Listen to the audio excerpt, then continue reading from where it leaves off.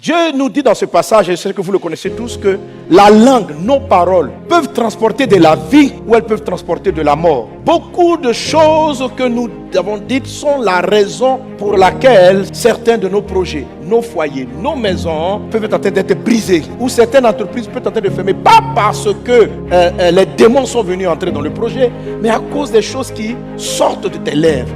À cause des choses qui sortent de ta bouche. Il y a plusieurs d'entre vous à qui Dieu avait prévu à cette heure-ci de gérer beaucoup de ressources. Mais leurs langues ont tué leur entreprise. La manière de parler à leurs collaborateurs, la façon de parler de ton projet a été le chemin par lequel l'ennemi est passé pour détruire ta structure, pour détruire ta boîte.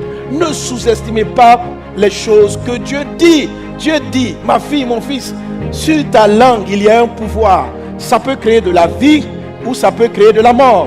Proverbe chapitre 11, verset 11, la Bible dit, la ville s'élève par la bénédiction des hommes droits, mais elle est renversée par la bouche des méchants.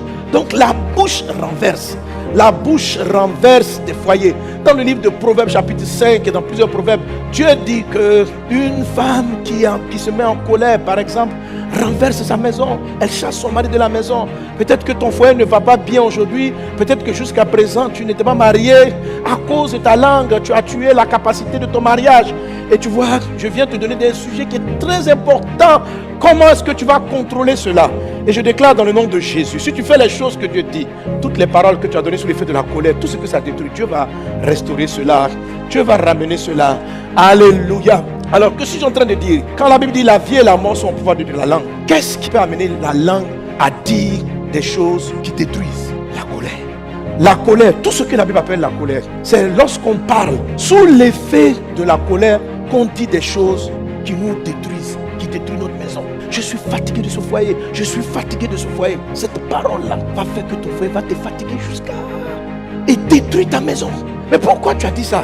Pourquoi tu sors ces paroles? Je regrette ce mariage. Si j'avais eu l'occasion. Pourquoi tu dis ça? Parce que tu es fâché. Et les paroles que je suis en train de dire sont en train de se réaliser. Elles sont puissantes. Il ne faut pas les sous-estimer. Il y a des enfants aujourd'hui, on ne comprend pas, mais tu as semé des paroles en lui qui font que demain il n'arrive plus à trop réfléchir. Je ne sais pas comment l'enfant, comment tu réfléchis. Et pour toi, maman a parlé pour corriger l'enfant. Tu n'as pas corrigé l'enfant, tu viens de planter une pointe. Même si après tu dis, maman, s'excuse, je n'aurais pas dû te parler comme ça. Quand tu as fini d'arracher là, ça laisse un trou. Ça laisse un trou, tu lui as dit qu'il n'est pas intelligent. Sous l'effet de la colère, on maudit nos maisons. En même temps, on prononce des bénédictions. Donc la bénédiction et la malédiction arrivent, ça crée un mélange étrange. Donc le foyer va pas, le foyer va au gré des paroles qu'on a débitées.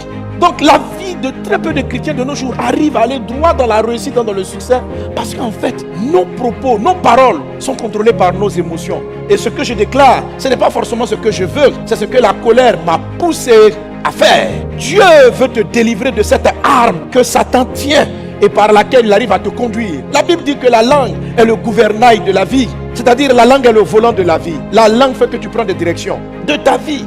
Frères, sœurs, ne sous-estimons pas ce que notre Dieu nous dit. La vie et la mort sont au pouvoir de la langue.